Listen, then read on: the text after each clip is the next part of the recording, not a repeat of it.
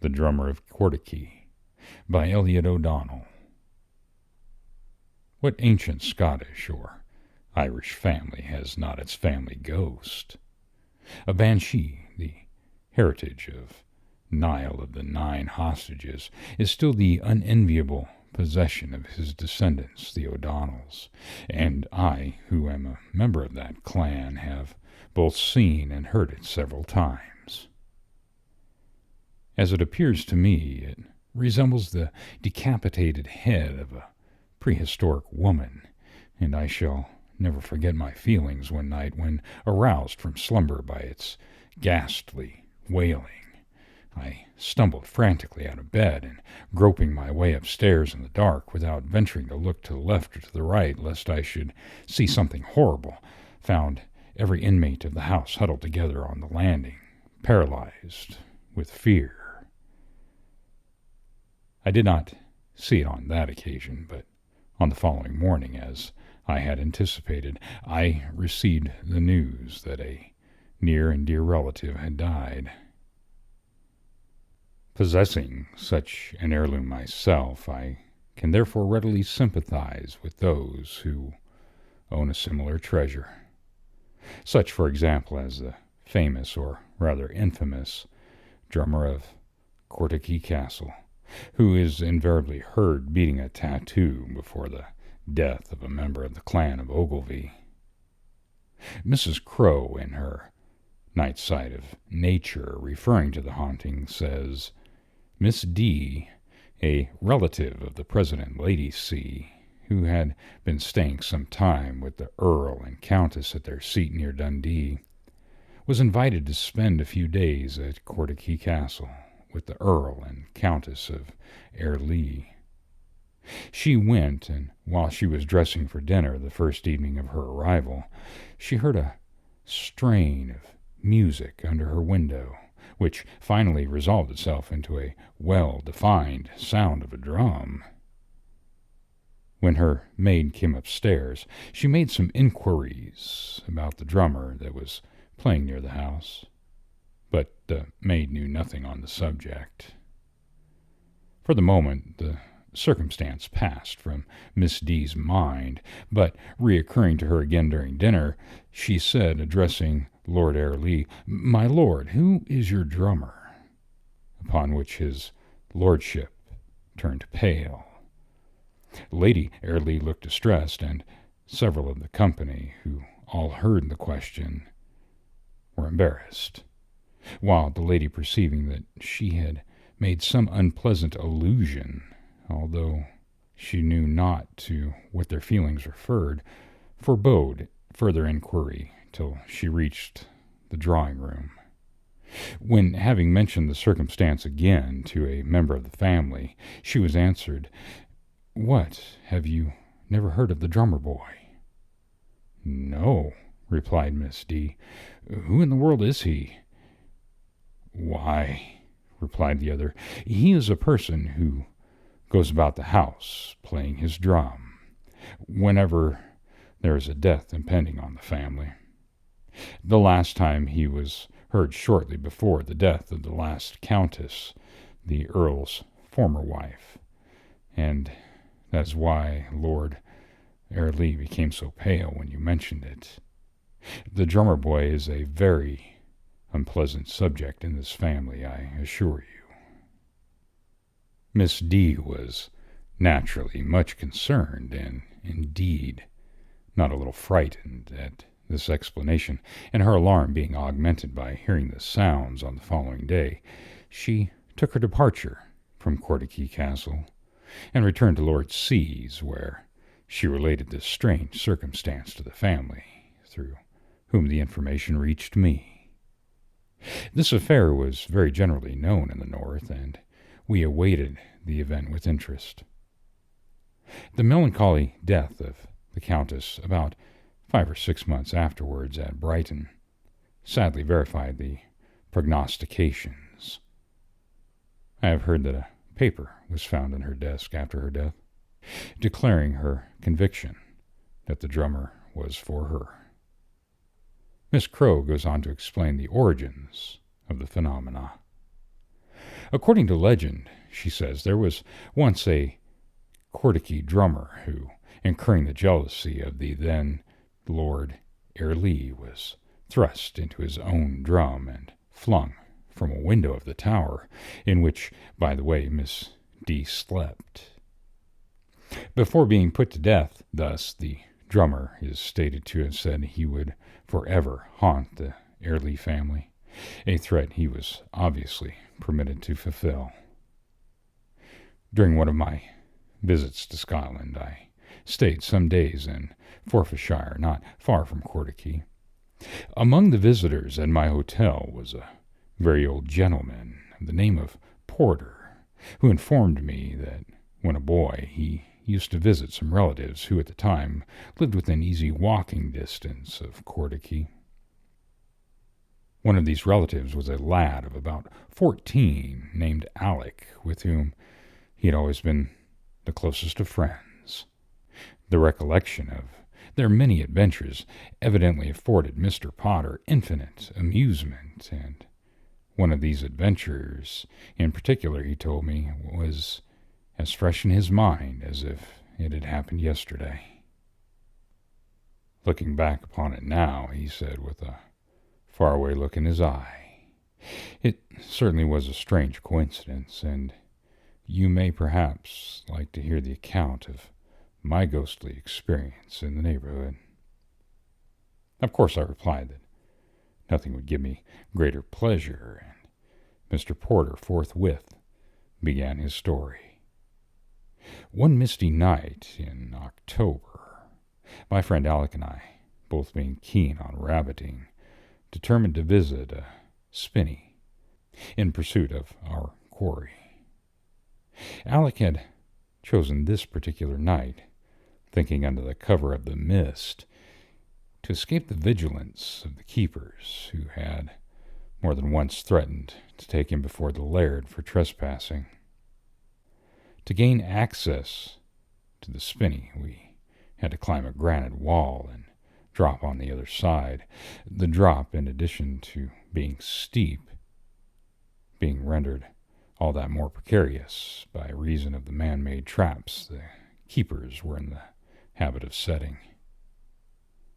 When I got astride the wall and peered into the well-like darkness at our feet and heard the grim rustling of the wind through the giant pines ahead of me, I would have given all that I possessed to have found myself snug and warm in bed, but Alec was of a different kidney. He had come prepared for the excitement, and he meant to have it. For some seconds we both waited on the wall in breathless silence, and then Alec, with a reckless disregard of what might be in store for him, gently let himself drop, and I fear more, if anything, than the present danger, to be forever after branded as a coward if I held back, timidly followed suit.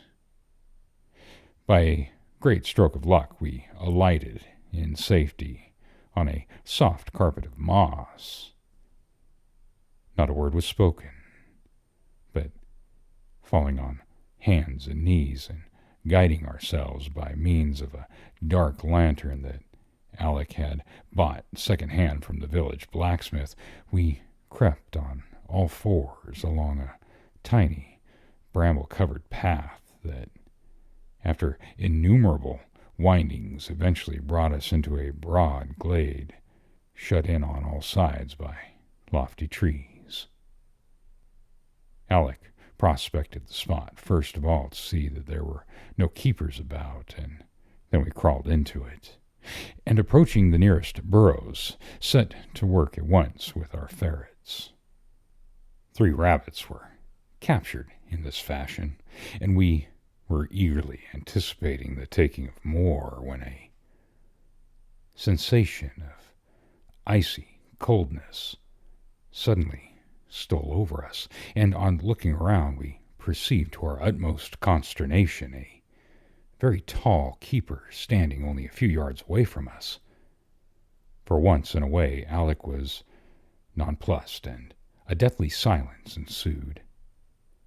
It was too dark for us to see the figure of the keeper very distinctly, and we could only distinguish a gleaming white face set on a very slight and perpendicular frame, and a round, glittering something that puzzled us both exceedingly. Then a feeling that perhaps it was not a keeper gradually stole over me, and in a paroxysm of ungovernable terror I caught hold of Alex, who was trembling from head to foot as if he had the ague.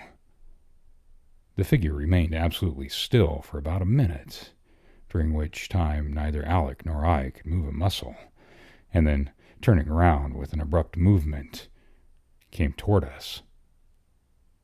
Half dead with fright, but only too thankful to find that we had now regained the use of our limbs, we left our spoil and ran for our lives in the direction of the wall. We dared not look back, but we knew the figure followed us, for we heard its footsteps close at our heels, and never in my dying day shall I forget the sound, the rustling, for all the world like the beat of a muffled drum. How we ever managed to reach the wall, I could never tell, but as we scrambled over it, regardless of man-traps and bruises, and plunged into the heather on the other side, we heard the weird footsteps receding in the direction of the castle, and ere we had reached home, the rustling had completely died away. We told no one a word of what happened, and a few days after, simultaneously with the death of one of the Airlees, we learned for the first time the story of the phantom drummer. I have little doubt, Mr. Porter added in conclusion, that the figure we took to be a keeper was the prophetic drummer, for I can assure you there was no possibility of hoaxers, especially in such an ill-omened guise. Poor Mr. Porter, he did not long survive our rencontre. When I next visited the hotel some months later, I was genuinely grieved to hear of his decease. His story had greatly fascinated me, for I loved the solitude of the pines, and have myself from time to time witnessed many remarkable occult phenomena under the shadow of the lofty summits. One night during this second visit of mine to the hotel, the mood to ramble came upon me, and unable to resist the seductive thought of a midnight stroll across the bracken-covered hills, I borrowed a latchkey, and, armed with a flask of whiskey and a thick stick, plunged into the moonlit night. The keen, heather-scented air acted like a tonic. I felt younger and stronger than I had felt in years. I congratulated myself that my friends would hardly know me if they saw me now, as I swung along with the resuscitated stride of a 20-year-old. The landscape for miles around stood out with startling clearness in the moonshine, and I stopped every now and then to drink in the beauty of the glittering mountain ranges and silent, glimmering tarns. Not a soul was about, and I found myself, as I loved to be, the only human element in the midst of nature. Every now and then a dark patch fluttered across the shining road, and with a weird and plaintive cry, a night-bird dashed abruptly from hedge to hedge and seemingly melted into nothingness. I quitted the main road on the brow of a low hill and embarked upon a wild expanse of moor lavishly covered with bracken and white heather, intermingled with which were the silvery surfaces of many a pool of water. For some seconds I stood still, lost in contemplating the scenery, its utter abandonment and grand sense of isolation, and inhaling at the same time long and deep draughts of the delicious moorland air, unmistakably impregnated now with the breaths of ozone. My eyes wandering to the horizon, I detected, on the very margin of the moorland, a dense clump of trees, which I instantly associated with the spinney in my old friend Porter's story, and determining that the renowned spinney should be my goal, I once aimed for it, vigorously striking out along the path which I thought would be most likely to lead to it. Half an hour's brisk walking brought me to my destination, and I found myself standing opposite a granite wall, which, with my imagination, had no difficulty in identifying with the wall so well described by Mr. Porter. Removing the briars and gorse prickles which left little of my stockings whole, I went up the wall, and measuring it with my body, found it was a good foot taller than I. This would mean rather more climbing than I had bargained for, but the pines, the grim silence of their slender frames and gently swaying summits, fascinated me. They spoke of possibilities few could ever see or appreciate as I could, possibilities of a sylvan phantasmagoria enhanced by the soft and mystic radiance of the moon. An owl hooted, and the rustling of brushwood told me of the near proximity of some fur-coated burrower in the ground. High above this animal life, remoter even than the tops of my beloved trees or the mountain ranges, etched on the dark firmament, shone multitudinous stars. Even the rings around Saturn became plainly discernible. From the Milky Way my eyes at length wandered to the pines, and a puff of air laden with the odor of their resin, decaying brushwood decided me. I took a few preliminary sips of whiskey, stretched my rusty limbs, and placing one foot in a jagged crevice of the wall, swarmed painfully up. How slow and how hazardous was the process. I scratched my fingers, endured to the pen, but a stranger to any rougher substance. I ruined my box-calf boots, I split my trousers at the knees, and I felt that my hat had parted with its shape forever, and yet I continued the ascent. The end came all too suddenly, when, within an ace of a victory, I yielded to impulse, and with an energy the desperate condition of my skin and clothes alone would account for, I swung myself up, and onto the outer edge of the wall melted beneath me. My hands frantically clutched at nothingness. A hideous sensation of falling surged through my brain. My ears and eyes filled to bursting, and with a terrific crash that seemed to drive my head and spine through my stomach, I met the black, uprising earth and lost consciousness. Providentially for me, I had pitched headfirst into a furzy bush which broke the fall. Otherwise I might have met with serious injury. As it was, when I recovered my momentary loss of consciousness, I found that I had sustained no worse harm than a severe shaking, scratches galore, and the utter demolition of my clothes.